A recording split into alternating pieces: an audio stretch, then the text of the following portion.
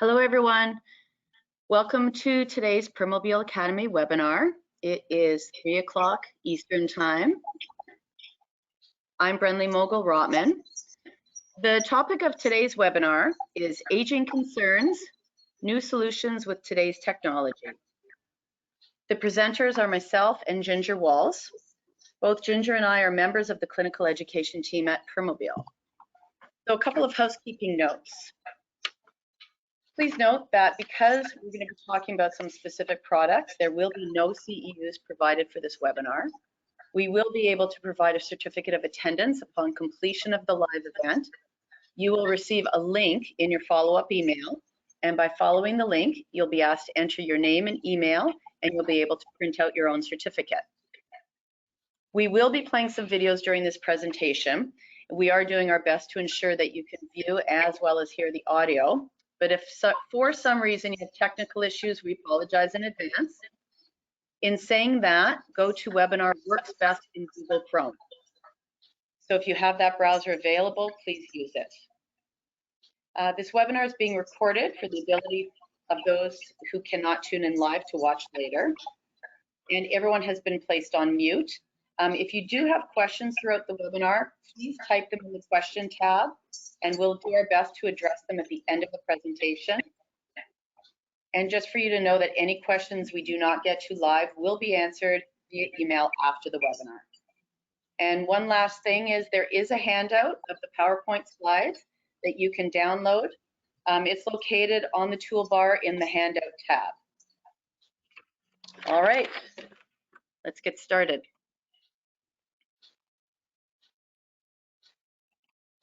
Uh-oh.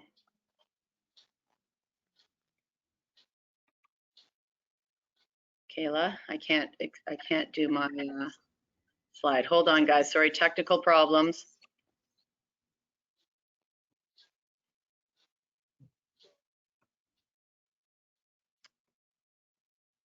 I would try. Oh, there it goes. Here we go. There it goes. Thank you. All right. There's always a few technical issues. So just for you guys to know when we're speaking, I am Brenly, and the picture above mine is Ginger. So Hello. that you can see to the name. All right. So let's start just talking about just because our patients are aging, we don't have to use old technology. So what's important that we remember is that people who are aging with a disability have the right to maximize their health and independence using today's technology. So just because they're old doesn't mean we need to use old equipment. So we're going to start with a poll. We just want to find out who is with us today. So if you are safely able to do so, please click and answer who you are. Are you an OT, a PT, or physiotherapist, or an assistant? Are you an ATP or vendor representative? Are you a manufacturer related? Are you from a funding agency? Or are you a wheelchair consumer or caregiver or family member? All right, so we've got our stats coming in. Currently we have 14%. Hold on one second. This poll doesn't look like what I said. We've got 54% are PTs or OTs, 28% are vendor related, and 60% are individual consumers. All right, thank you for answering, even though I think the poll was slightly different than what I said, but that's okay.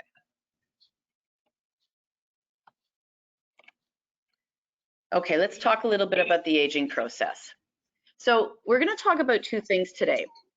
We're going to talk about the people who are aging into a disability, so those clients who are getting older, and we're also going to talk about our clients that are aging with a disability. And these clients definitely face unique healthcare challenges, and they're a little bit different than those who are just going through that healthy aging process. So some of the things we're going to talk about, oh shoot, sorry, I don't know what happened. Some of the things we're going to talk about: movement, sensory, skin and tissue, cognitive function, immune function, and sexuality. These are all healthy aging and age-related changes. So these things happen as a normal process of aging carries on. What's important to remember, though, with our clients who are aging is not only do they have the regular healthy aging changes, what they have also is the presence of multimorbidities. So that is the presence of multiple chronic conditions at the same time. And so if you look at this list, we can have so many things that our clients are dealing with. And usually what occurs is once you start seeing multiple diseases, this leads to the interaction of the various diseases and polypharmacy, or multiple medications being given for different things, which can at times really lead to further disability, cognitive issues, and over-medication.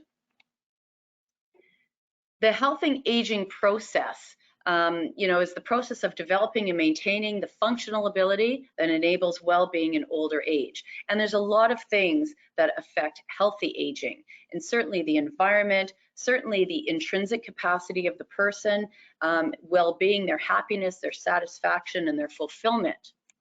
And what's important to look at is think about the International Classification for Functioning. And we want to make sure that we are trying to maintain as healthy and as active a client as we can so that our ultimate goal of participation is as good as possible.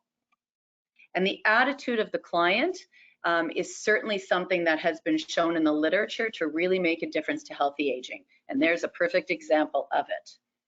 And just in case anyone wants to know who that pink-haired woman is, that's my mom. So when you talk about aging with a disability, what you end up with these clients is they end up having what's called accelerated aging. And so what happens is a client might not be old chronologically, but they will have an altered aging trajectory. So they might be a 40-year-old person, which technically isn't old, but maybe they've had a spinal cord injury since they're 15 years old.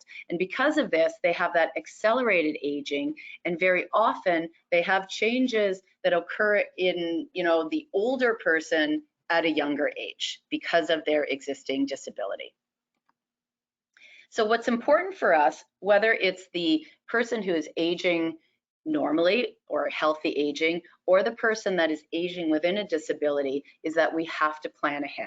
And so what's important is to know what you're looking at, to know what our risks are, to know what may be happening to the body functions and structures, to ensure that we can provide equipment and environmental changes to ensure that our clients are still able to get around, to participate, and then can still function to the best of their ability. The more they can function, the more activities they can participate in, which means they're going to have an overall better quality of life. And so the rest of this presentation is going to talk about the fact that we need the proper equipment. And so we're going to talk a little bit about seating considerations. We're going to talk about manual mobility, power assist, power mobility, and some training. So we're going to do this all in the next 40 minutes or so. And this quote is very interesting because if you look at it, the consequences of a poorly fitted equipment can cause an accelerated decline in function, pain, and fatigue from poor posture and increased need for caregiver assistance or alternate mobility devices. So if we start with poorly fitted equipment, we're only making matters worse, and we're certainly not helping our clients to be able to achieve their functional goals. So let's start off and talk a little bit about the seating considerations. We're going to talk very briefly about skin and tissue and about posture.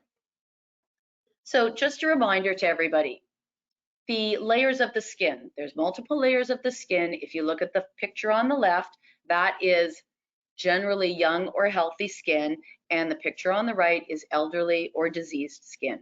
And the main differences you see certainly are thinning of the skin, and you can see that some of the components are different within the skin layers themselves. And so the summary of what happens to the layers of the skin basically is we get thinning of the layers, we get decreased blood flow, loss of elasticity, the nerve endings change, so sensation change, and then we have decrease in our glands, the fatty layer, the connective tissue. And so what happens with all of these changes in the end is they all end up increasing the risks of pressure, shear, friction, and microclimate. And because of this, our clients become high risk, and it's important that we look at seating components that are going to minimize the extrinsic risk factors that we've just outlined. Other problems such as decreased sensation, lack of mobility, and all of those other risk factors are only going to compound the risk to the skin. The other thing about the aging clients, certainly that we wanted to highlight, is that incontinence can be a regular occurrence. And what we're looking at is the relationship between incontinence and mobility. And so clients can either have, frequency issues, they can have urgency issues. And what can happen, for an example, is if somebody has impaired mobility, it's going to take them longer to get to the bathroom and to the toilet, which means that now they're going to have more of an incontinent problem because of the fact that they're slower getting to the bathroom. And if they have that urgency, and if they're rushing, and if they fall, we know that that's going to be a problem. So it's important that we have the correct mobility device to ensure that if the client needs to get to the bathroom, they can get there safely, they can get there quickly, and what it does is it doesn't compound the issues of the incontinence and the limited mobility. When we think about the skin and tissues, we know that the seated client has a lot of areas, bony prominences, and we know that wounds can develop at any of these areas. And we'll go through the various stages from the NPIAP. You can find that information of stages of skin breakdown on that website if you need.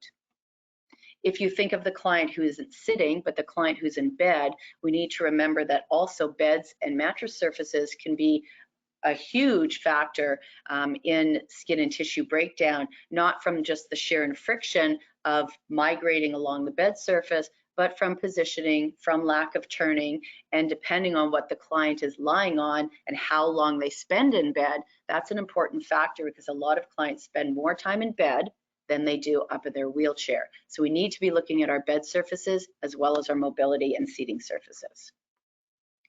So when we talk about our seating system, we know it can impact not only skin and tissue, but it can also impact posture and function. So we're looking at cushions, back supports in combination with a mobility base, and that is going to give you the optimal seating system. And what you're going to be able to achieve is you're going to be able to achieve postural stability, redistribute and protect the skin and tissues. We're going to hopefully attain postural alignment or optimal postural alignment, and we're going to allow for optimal mobility. That's our goal. So besides skin and tissue protection for cushions and back supports, we also need to look at the seating components for postural stability and alignment.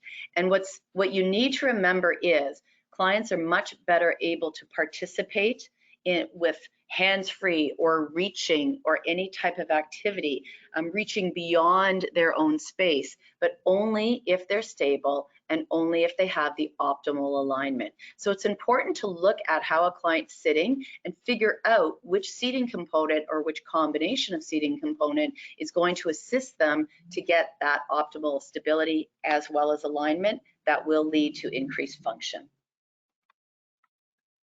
It's also important for us to remember that wheelchair seating is more than just the cushion. We tend to get very focused in on cushions because of pressure management, and that's fine, but we also need to remember that we need to do pressure management elsewhere besides the bum, and we need to look at the different components, whether they're primary or secondary components, to ensure that we have that postural alignment and the stability, and sometimes it takes a lot of these components to get our clients where we need them to be.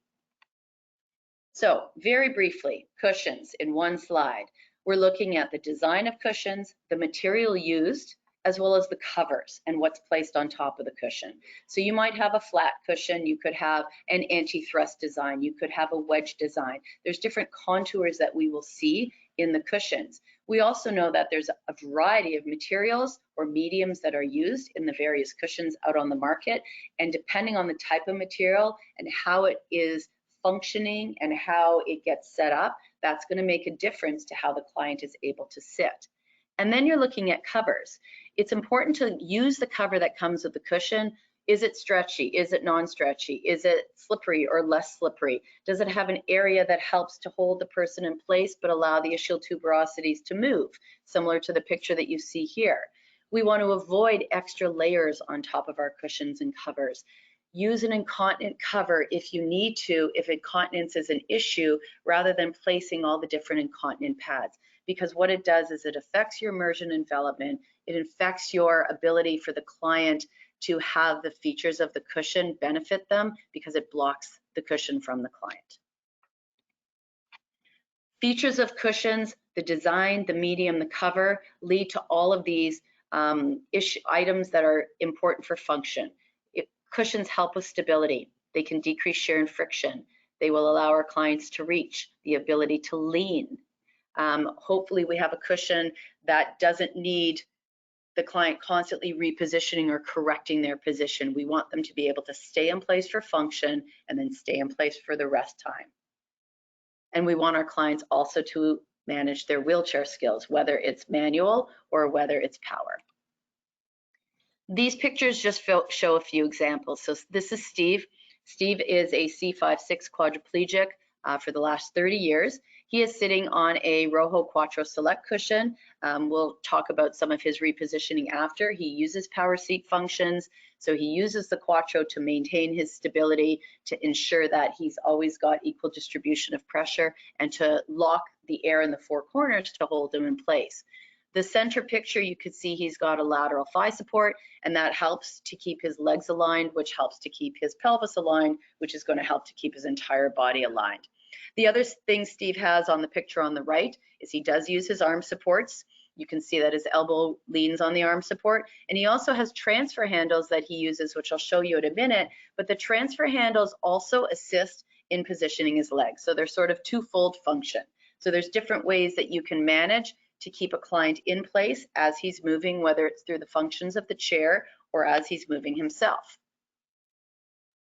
So hopefully this will play. This is a very short video.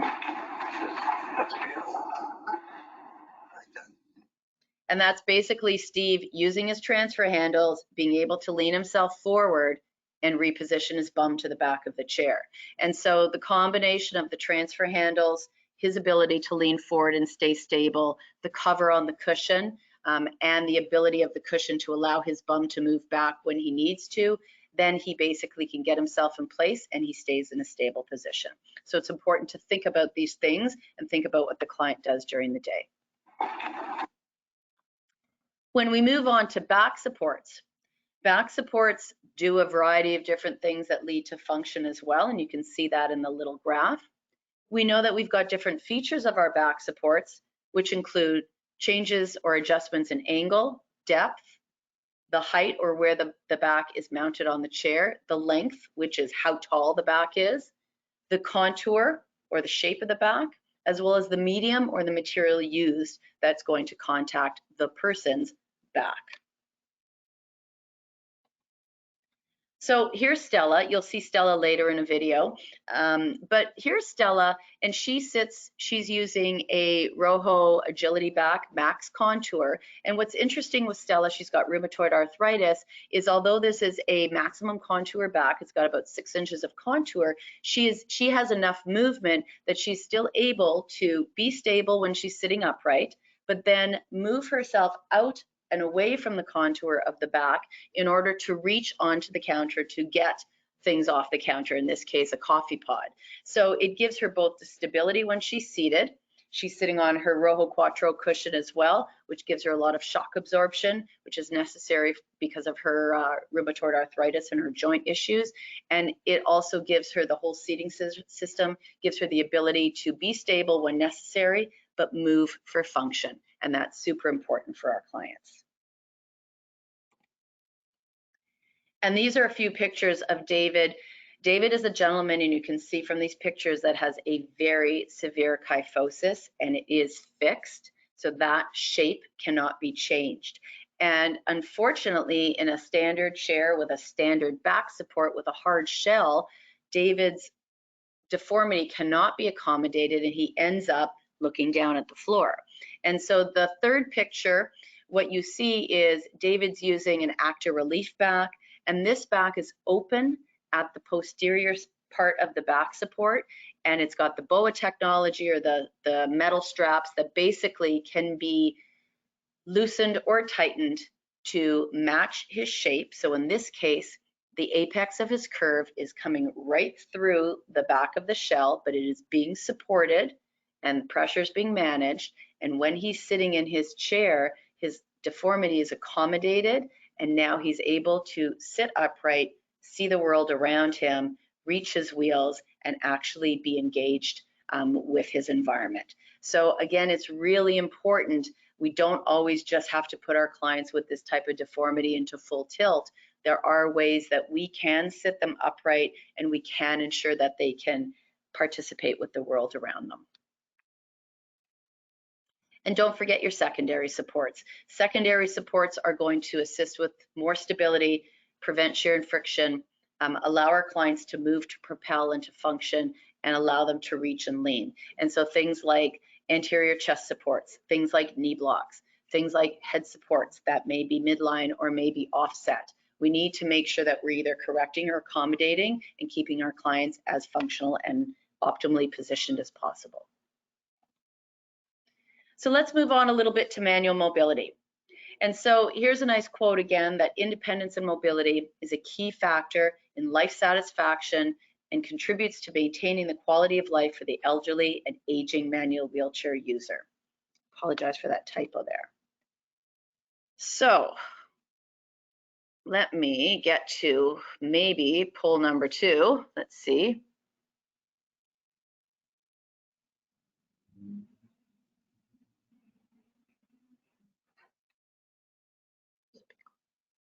Okay. So I'm hoping that you guys can see this poll. Somebody tell me if you can't.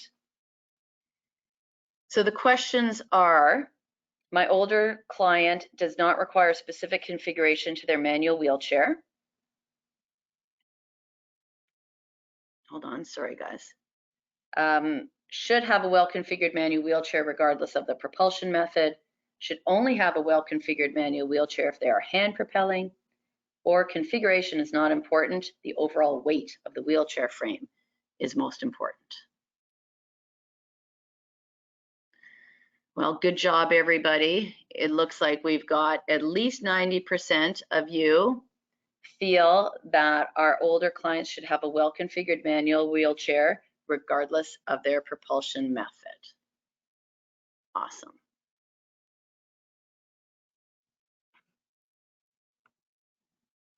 Oh. All right. So let's talk about manual wheelchairs. And again, the new technology is what we want to think about, not the old antiquated technology. So I apologize about this. We thought we had our technology working and this particular video isn't playing. So this is Bill, and I'll just give you the points. Bill was talking about the importance to him of having a optimally and well configured manual wheelchair. And what he has been saying is, as he's getting older and as he is living longer in his wheelchair, what he finds is having a chair that's configured exactly to him has definitely reduced his pain level, has increased his activity level, and what he's found is it's extended the number of active years he's had in a manual wheelchair. And so what he's been able to find is that, yes, he's aging and he's aging with a disability, but because of his well-configured wheelchair, he's able to continue to be active, participate, and doesn't have pain around the participation. So that's really important to think about with our clients. When you talk or think about the frame materials for our manual wheelchairs, you know, we started way back when with wheelchairs that were made of steel. Certainly we have aluminum chairs, we have titanium chairs, we have combinations of the materials. And what happens is, as you move through the materials, you decrease weight, you decrease the fatigue in the material, or you increase sort of just the strength over a duration of time.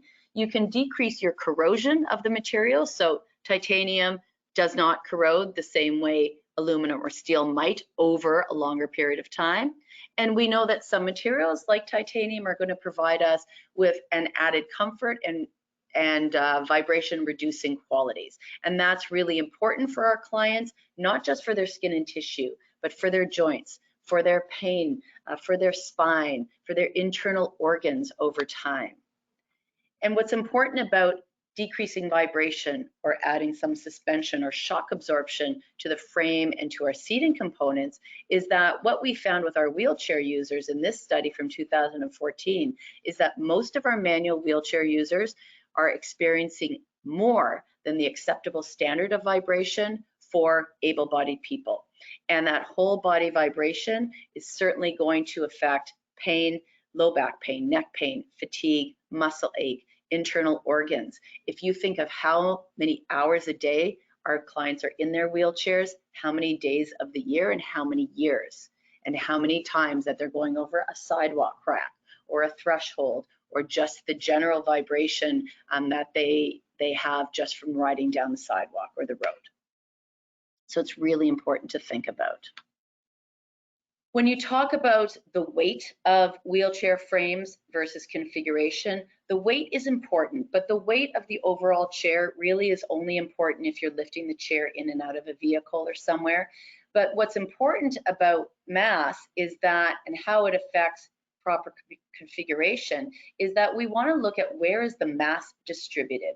And so this article looked at where is the mass on that wheelchair frame. So mass that is more toward the outside or away from the center of the person's mass creates more difficulty. So if you look at the skater, when a skater spins, when she's all out extended, she goes slower, and as she brings herself closer to midline, she goes much faster.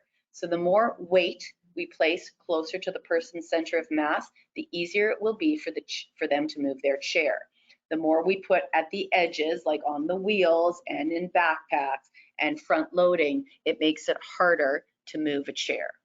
And so we don't want our clients struggling to move. We don't want them sitting in a room alone because they can't move that chair.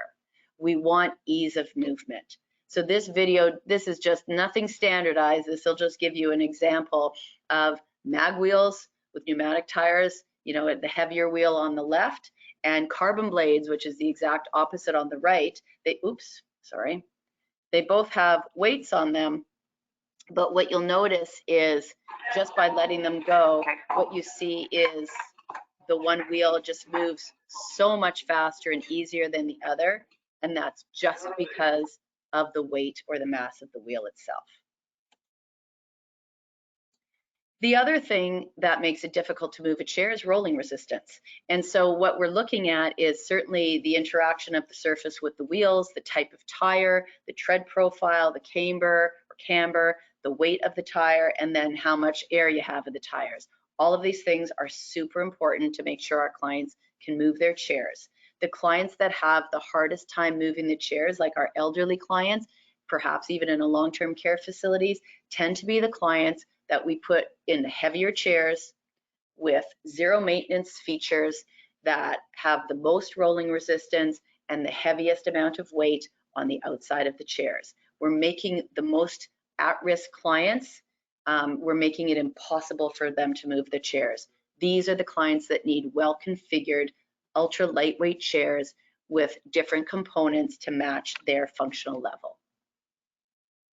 Okay, so a wheelchair that's poorly matched the individual adversely affects propulsion, activities, potential activities, participation, life goals, health status, and certainly are going to be more costly. And so the manual configuration items that you're looking at, we're not going through them today, basically are all of these kind of things.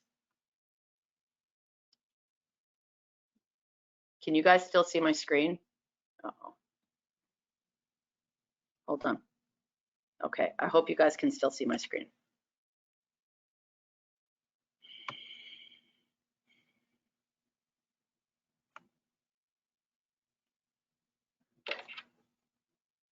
Okay. Lastly, I just want to show you a couple more videos. Here's a gentleman in an ultra lightweight wheelchair, easily able to foot propel.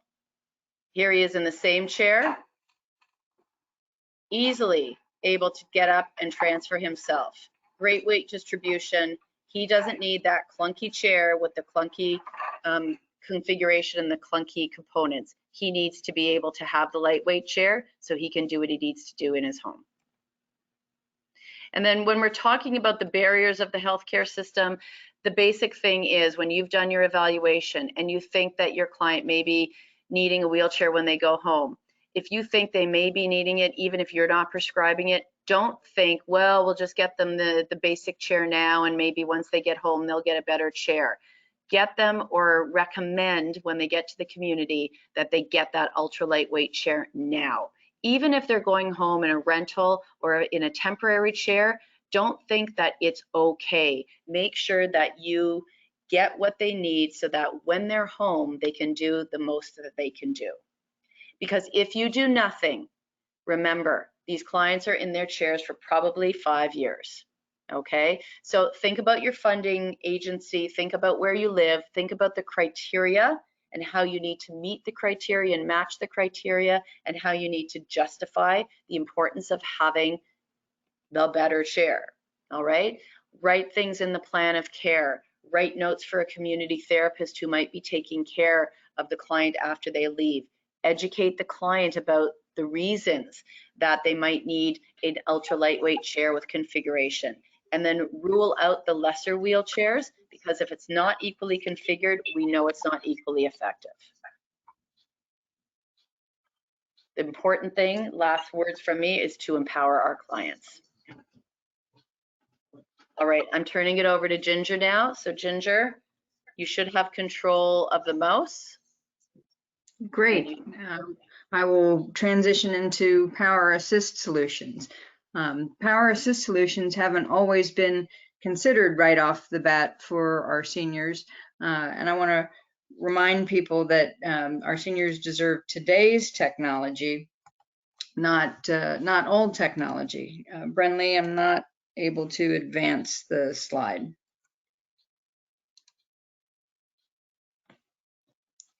Can you advance the slide if you can't? Get over to me. Thank you. So I wanted to tell you a story. So this is a story about my grandmother. Back in 1998, she was living in a seniors continuum of care facility in an apartment, and she had a couple small strokes and she had arthritis, and she was trying to reach from her chair into the closet to get her clothes out, and she had a fall and fractured her hip. And just never returned to that same level of mobility. And she did not have the stamina to propel her chair around to get to the dining room. Oops, Brenly, we're out of, there we go. She did not have the stamina to propel her chair to get to the dining room from her apartment. And so she needed some help. And so fortunately, she had a physical therapist granddaughter who at that time helped her get what was at the time called a Damaco unit, which was in 1998 the power assist unit you got if that's what you needed. But now we have a much better opportunity to help our senior citizens out. So and think about what does your grandmother or grandfather need? Well, this is Alvin, and he's going to show us an example of more today's solution for mobility assistance that can be effective for seniors. Alvin is 90 years young, had a right AKA, and had a lot of difficulty with propulsion. And so he just was not an effective propeller at all and needed a caregiver to help him, but he did not want a power wheelchair. Because he had no way of transporting it. So Alvin, you'll see here in this video, is using switch control on a Tie-Lite Aero X manual wheelchair and with a smart drive unit on the back. So he's pushing the button on the side of the chair, the switch, and that's activating the motor on the smart drive to help him propel much more effectively than he could on his own. He's able to let go of the switch and stop the motor on the smart drive and get around much more effectively. And you can see Alvin's comment is that what he liked most about the smart drive is that he don't have to push the damn wheels anymore. And that's a big deal. So try to advance. Whoops, too fast. So I want to introduce this next video. You'll see Aaron and Julie also using the smart drive in this video.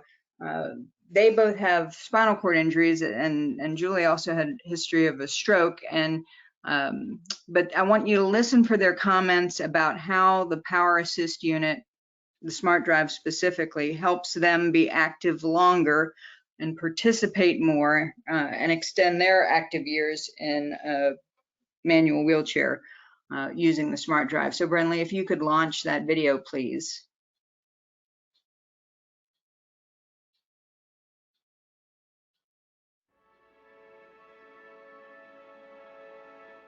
My name is Aaron Baker. My name is Julie Malukas. I was injured in a motorcycle accident 20 years ago. I flipped the bike and landed on my back, and the bike landed on me, and I broke 2 bones in my back. I raced professional motocross and had a training accident. I went over the handlebars and broke my neck. Then 20 years later, I had a stroke, and then another one. My reaction to potentially never being able to walk again was disbelief, but I knew the gravity of my situation. I mean, I literally couldn't move a muscle from below my neck, a complete quadriplegic. The first wheelchair that I got just appeared in my room at rehab the day before I left. It probably weighed 50 pounds. At the time of my injury, I mean, there was a distinct difference. There was electric wheelchairs and there was manual wheelchairs. Today though, the Power Assist is that sweet spot in between.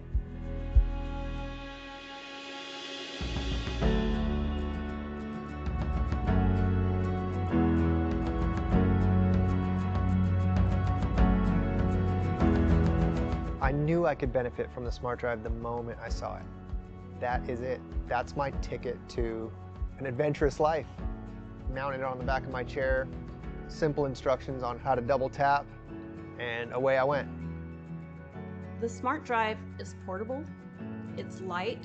I can put it on a chair myself. I can take it anywhere. The battery life is great. It's got a ton of torque. Take me across the grass. It will take me up pretty steep hills.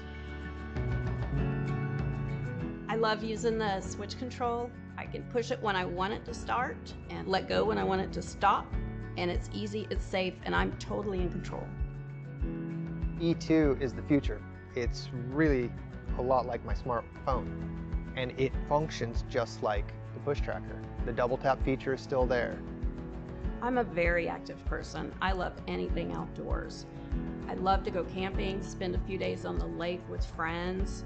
With the smart drive, I can go all around the farmer's market, go to the grocery store, meet a friend for coffee, take my dog for a walk, go to the bookstore, and do a ton of other things when I get home. There were a lot of times that I said no to something because I didn't feel like I could. I would just say no because I knew how much of a struggle it would be just to get there. And then to be in the moment and try to stay happy and comfortable and confident, it wouldn't happen. I travel all over the world now with my smart drive. I've seen Europe just this year because of smart drive.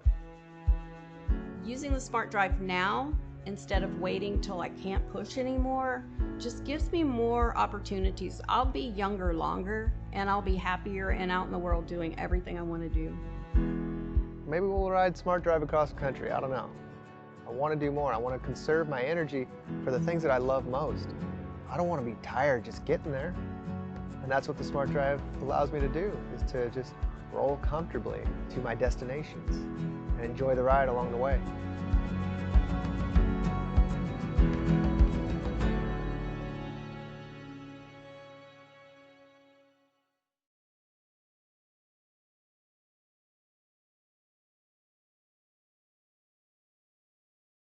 Okay, so I hope you heard in that video some of the key points. One of them for me is the comments about self-limiting. If you hear someone who is limiting themselves from participating and going and doing activities, that's a clue that they need help with their mobility. And that's a clue for us as clinicians to cue into those body structure, function, activity, participation, and environment reasons that we should help our clients realize that they have the opportunity to be more active and to participate more, as well as to mitigate pain and help them be more active longer and not restricted because they have an inadequate mobility device. So talking with clients about their environment, their goals, the things that they want to be doing, the things that they might be limiting themselves from is really important to do. When you think about questions you should ask the client, we have a list of them here.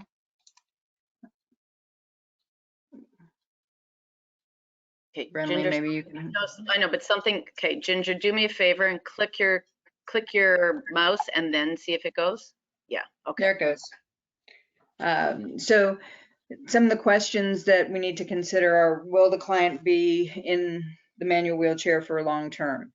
Do they have a history of pain and upper limb dysfunction? Do they have fatigue that's a limiting factor? What about their O2 saturation? If they have a cardiopulmonary condition, does that change when they propel?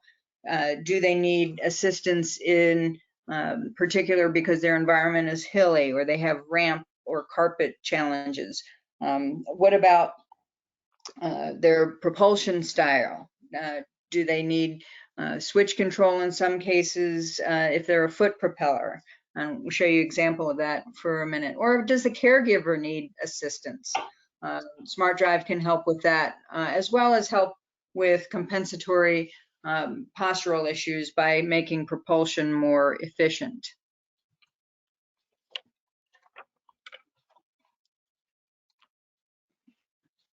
So one of the most challenging propulsion styles is hemiplegic propulsion, and this has been documented in the literature by Dr. Lee Kirby from Dalhousie University in Nova Scotia.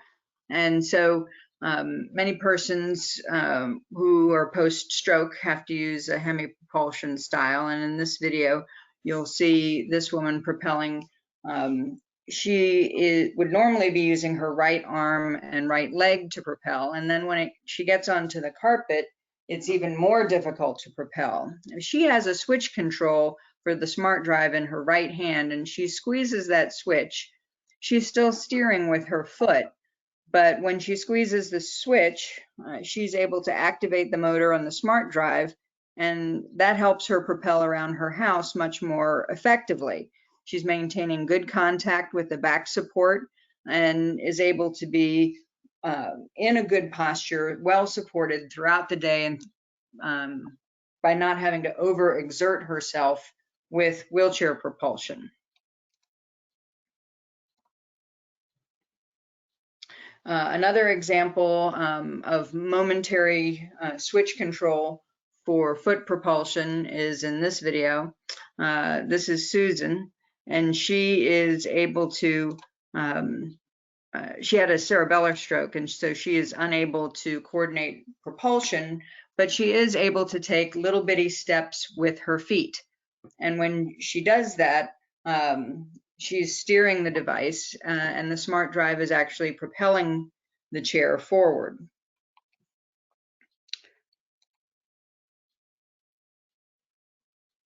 So when she gets to the end of her hallway, she's able to ease off of the switch, do her steering, navigate around the doggies, and get around her house in an effective and safe manner without losing her postural support or position in the chair.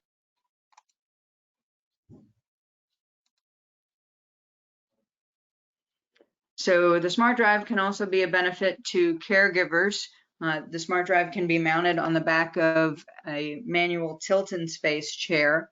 And so if you have an older caregiver who needs assistance getting around and pushing their loved one in a manual tilt and space chair, the Smart Drive switch control can be mounted on the push handles to assist the caregiver. For clinicians, it's important to be able to document objectively how the Smart Drive will help the person compared to their mobility or their ability to complete MRADLs without the Smart Drive. And so using the original push tracker in combination with the Smart Eval app, the clinician or the wheelchair provider is able to get some objective documentation about the effect of the Smart Drive in helping the end user. So they can ask the client in the chair, what's your pain level, fatigue level, how long have you been in the chair, ensure that correct training has taken place, and then set up a trial for the wheelchair user that's relevant to their environment, where they would have the person maybe push across some carpet, maybe up a ramp, out and around their house, and they would do that course with and without the Smart Drive. And at the end of the trial, the app would count the number of pushes, the time it took, the coast time, do some math and calculate the percent more effective that the person was with the Smart Drive, and then give the clinician an opportunity to email that data to themselves so that it can be used in the documentation. And so it's still important to then tie that back to activities of daily living, where we're talking about laundry, for example. In order to take the laundry to the laundry room, it took 7 minutes and 25 pushes without the Smart Drive, but with the Smart Drive, it took 2 minutes and 4 pushes. And the client didn't have to reposition the laundry basket because it's easier to carry things when you're going somewhere and using the Smart Drive to help you.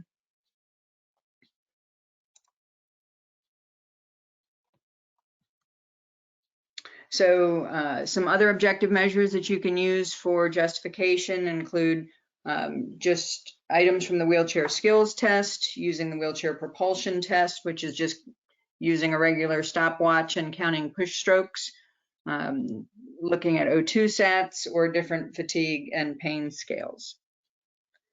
So let's transition now into power wheelchair mobility and power seat functions. So Brenly, could you launch poll question 3, please? For sure. Just give me a second.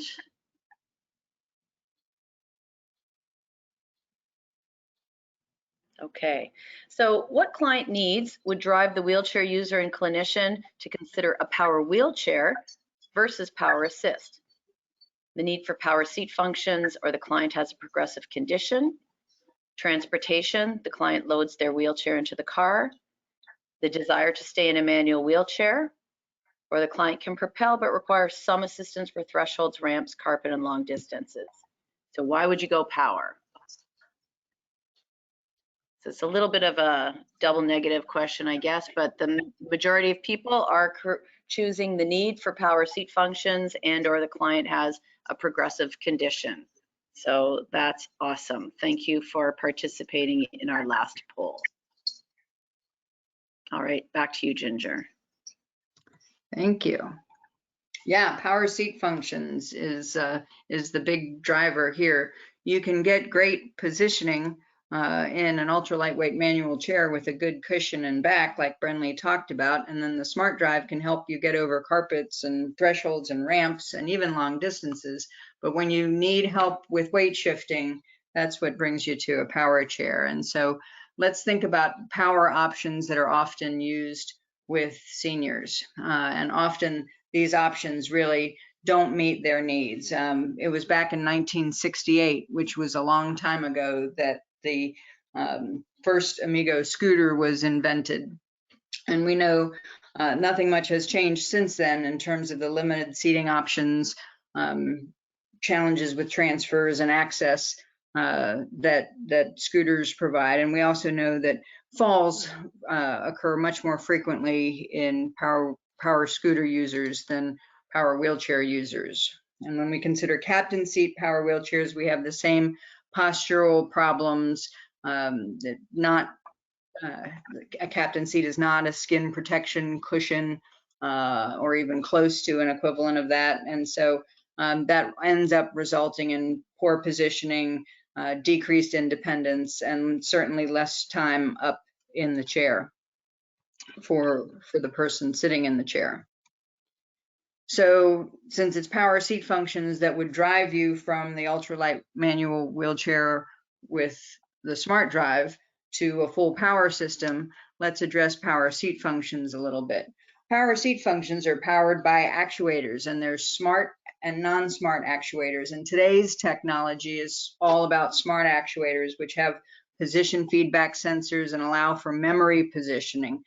And memory positioning is a real key to help people use their power seat functions more effectively and be more successful in using them.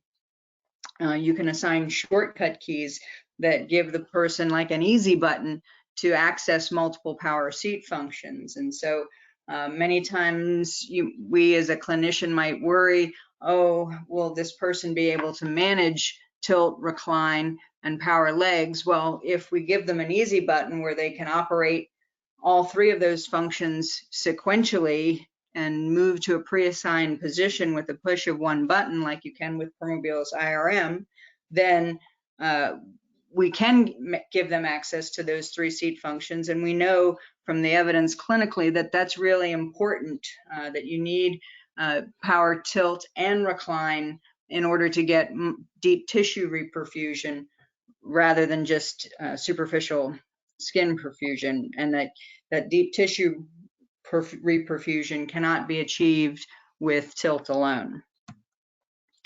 So memory positions can also be used in addition to pressure relief for activities of daily living, like getting under a sink or to facilitate reaching.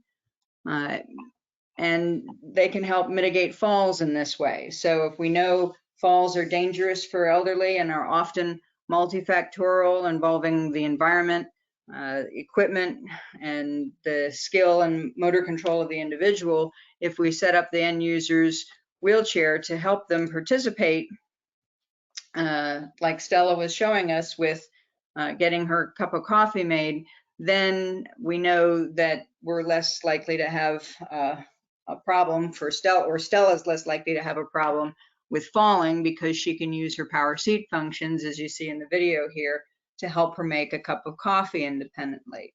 And this is also possible in part because someone took the time to set up Stella's wheelchair so that she could do this, and to do some training with her so that she's confident and able to reach the Keurig cup to get it into the coffee maker.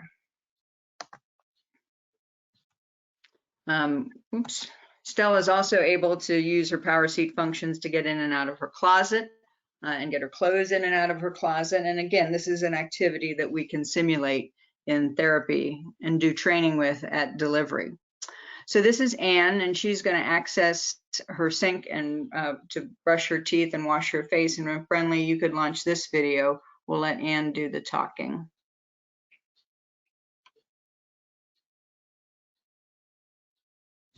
I'm going to start now. Okay. So the big thing for me is that for the first time in 5 years, I've been able to brush my teeth without using a bowl. And that is like so huge. So I just go in, and then I can turn my water on, get my toothbrush, and I'm in a forward position. Oh, my water's not going to work. I had trouble with the step. So the thing with me with dysphagia now is my arms can rest right on my sink, which stabilizes me because I have trouble holding my toothbrush. And then I can be right here and I'm right over the sink. There's no danger of me putting my head back and choking, which I frequently did before because my airway doesn't close properly.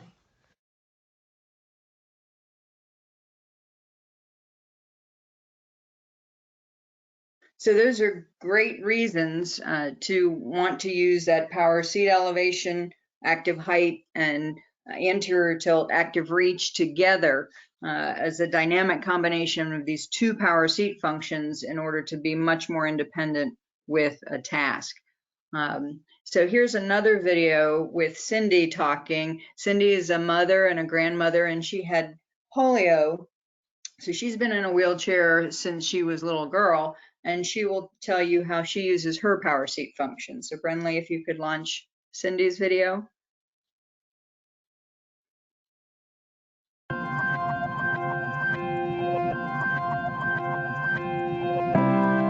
My name is Cindy Leach.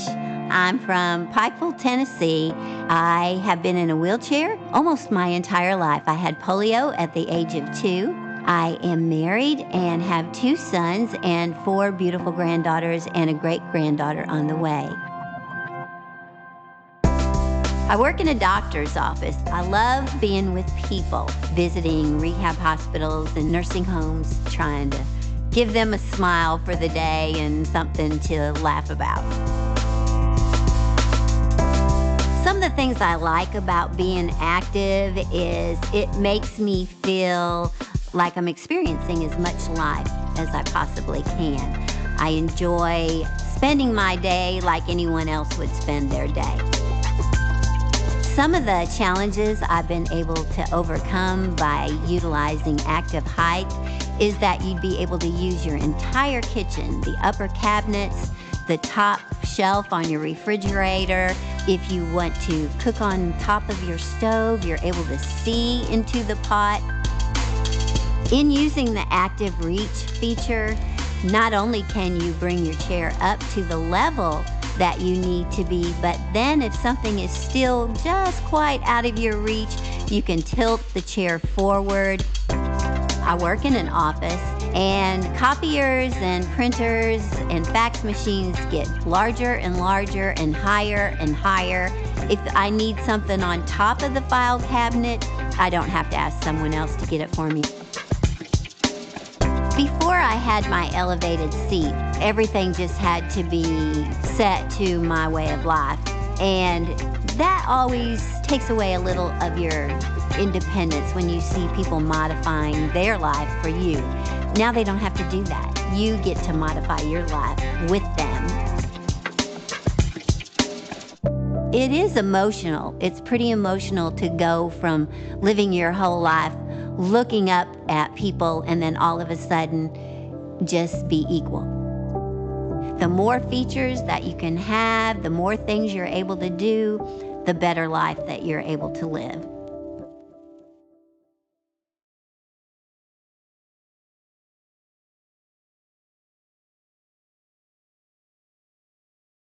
Okay, so that was some great information from Cindy. So I'm just going to bring it home here with the power seat functions. Can also be set up to do a transfer position. So for anybody having trouble with stand pivot transfers, this is a great way to use that active height and active reach.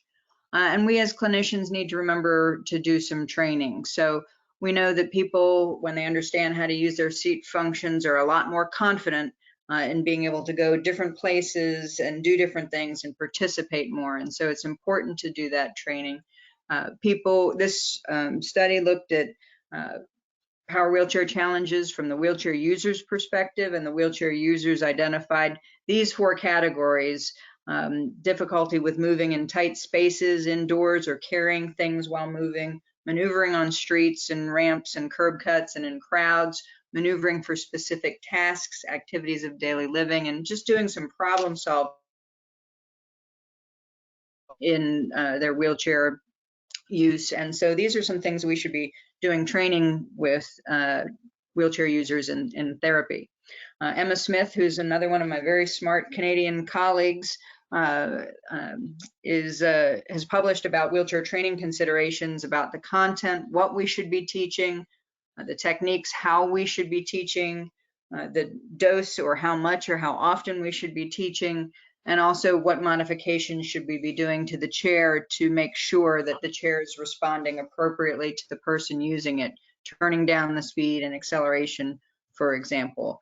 and giving the person some practice. And it's important to know that people with cognitive or memory challenges may need different types of training where we're not just doing trial and error, but doing errorless learning and shared control, where we show the person the task, give them some cues and assist, and then gradually, as they're able to chain more of the task steps together, we can back off on the cueing, and then the person's able to do the skill themselves. I often get the question that, you know, sometimes facilities have questions about should certain individuals be in a power chair? Are they safe to use the power chair in the facility? This power indoor driving assessment was designed for seniors who live in facilities to assess their safety, to maybe figure out what activities they're having trouble with, and to help score them. And so this is something that we as clinicians could be doing, because we shouldn't just have a policy of not putting older adults in facilities in power chairs, because that to me sounds like a restraint. Let just that sink in for a second. So we need to do assessment, figure out where the seniors need help, and then help them be more independent. So with that, just to wrap it up, we know our elderly and aging wheelchair users have many different risk factors for mobility, health, and independence, and we can help their outcomes by providing the best equipment, and they deserve today's technology. So with that, I'll turn it back over to Brenly, and you can wrap us up. Thank you, and apologies to everyone. We tried to cut this 3-hour presentation down to 45 minutes, so we were almost successful. So we do apologize for going slightly over time.